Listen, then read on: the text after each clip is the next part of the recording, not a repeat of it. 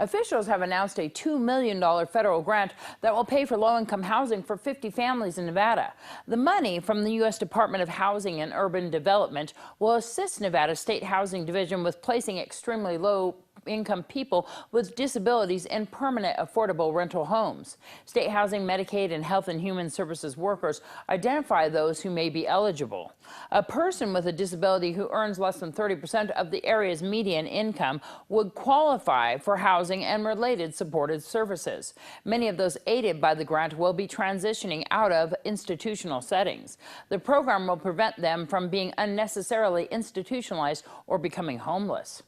Annual adjustments to Nevada's labor market data show that job growth was slightly stronger than initially estimated in 2014. Specifically, job estimates increased by 600 from preliminary readings. As a result, 2013 through 2014 total non-farm job growth came in at 41,000. At the same time, revised estimates show an unemployment rate of 7.8%, up from a preliminary estimate of 7.7%. Still, this represents a decline of 1.8% from 2013's 9.5% reading. The Nevada Assembly has passed a bill that would suspend prevailing wage rules on school construction projects. The Assembly approved the measure 23-19 today. SB 119 is a two-part bill that would extend school construction bonds beyond the term approved by voters as a way to ease overcrowding, but also extends rules that are essentially a minimum wage for contractors. Nevada lawmakers are reviewing a bill that would repeal state law requiring employers to pay overtime after 8 hours of work. The bill, SB 193, would remove a law requiring employers to pay overtime at 8 hours of work in a 24-hour period. If passed, the bill would bring Nevada in line with federal rules requiring overtime to be paid after 40 hours of work, regardless of work done on a single day, or also give workers and employers more flexibility in scheduling.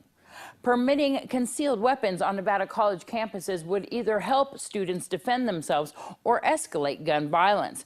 People with both opinions testified today at a hearing on Assembly Bill 148 before the Assembly Judiciary Committee in Carson City.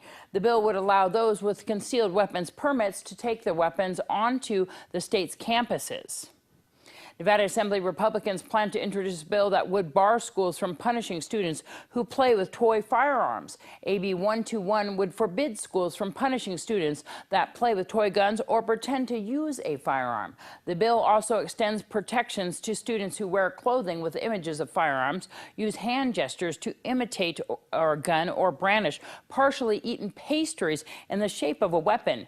States including Florida and Texas have passed similar legislation after a highly publicized 2013 incident in which a Maryland second grader was suspended over a half-eaten Pop-Tart chewed into the shape of a gun.